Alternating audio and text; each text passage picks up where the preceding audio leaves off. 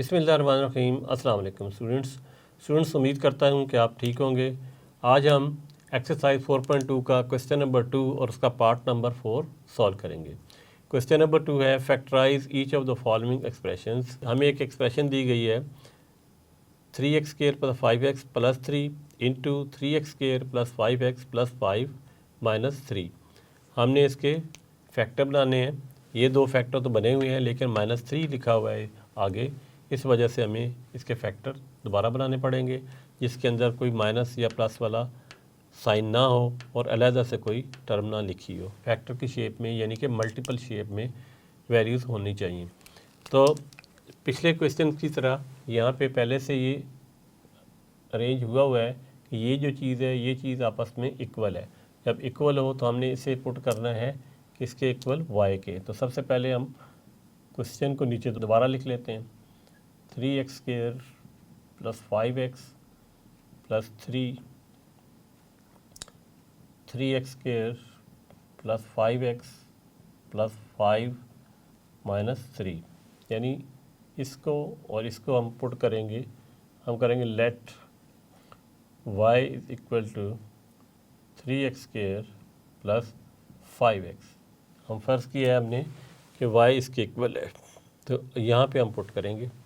ये आ जाएगा y + 3 into y + 5, यानी यहाँ पुट किया -3। अब इसके बाद क्या किया जाता है कि इस y को इस पूरे फैक्टर से मल्टीप्लाई करना है, फिर +3 को इस पूरे फैक्टर के साथ मल्टीप्लाई करना है। तरीक़ाकार क्या होता है, आप ऐसे लिखेंगे y और y + 5 लिखेंगे, फिर +3 लिखेंगे और लिखेंगे y + 5 - 3। अब हमने मल्टीप्लाई करना है। y को y से मल्टीप्लाई करते हैं तो पावर इनकी ऐड हो जाती हैं। तो पावर इसकी क्या हो जाएगी, y², नेक्स्ट हो जाएगा +5y, फिर ये हो जाएगा +3y मल्टीप्लाई करने से +15, यानी 3 5 = 15। इस तरह लिख लें -3। ब्रैकेट मैंने लगा दी है, ब्रैकेट ना भी लगाते तो कोई फ़र्क नहीं पड़ना था। अब हम इसे मज़ीद सॉल्व करते हैं। y² + 8y + 15 और -3, तो आंसर आ जाएगा इसका y² + 8y + 15 में से 3 माइनस करें तो आंसर आता है 12। अब स्टूडेंट्स इस इक्वेशन को हम यहाँ लिख लेते हैं दोबारा। इस एक्सप्रेशन को यहाँ लिखते हैं y² + 8y + 12। अब हमारी ये एक क्वाड्रेटिक इक्वेशन बन चुकी है। क्वाड्रेटिक इक्वेशन क्या होती है, यहाँ पे स्केयर होना चाहिए, यहाँ पावर 1 होनी चाहिए इस वेरिएबल की, और यहाँ पे कांस्टेंट होना चाहिए।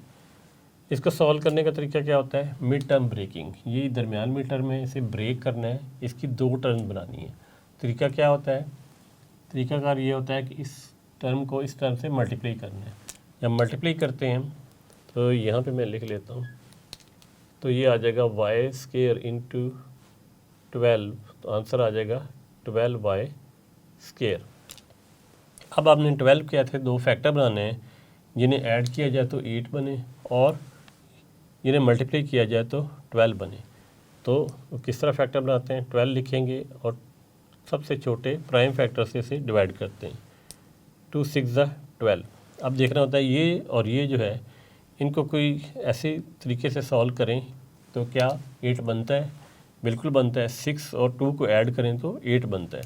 तो हम क्या लिखेंगे, 2y + 6y, जब इन्हें ऐड करें तो 8y बनता है। और इन दोनों को जब मल्टीप्लाई किया जाए, 2 6 = 12 और y को y से मल्टीप्लाई करें तो क्या बनता है, ये बनता है 12y²। यानी ये कंडीशन जो है ये भी पूरी हो जाती है कि इन दोनों को मल्टीप्लाई किया जाए तो ये बनना चाहिए और इन दोनों को ऐड करना चाहिए तो 8y बनना चाहिए, यानी इस टर्म के इक्वल आना चाहिए। तो अब हम यहाँ पे ये दो जो टर्म्स हैं लिख देंगे। लिखेंगे यहाँ पे y² + 2y + 6y + 12। अब ये 4 टर्म बन गए हैं, तो ये 2 टर्म ये हैं, 2 टर्म ये हैं। y कॉमन ले लेते हैं, यहाँ पे इसके अंदर y रह जाएगा और यहाँ पर रह जाएगा +2, क्योंकि y कॉमन आ चुका है। फिर यहाँ पे +6 कॉमन लेंगे, अंदर y रह जाएगा और जब इसे इस पे डिवाइड करेंगे तो आंसर आएगा 2।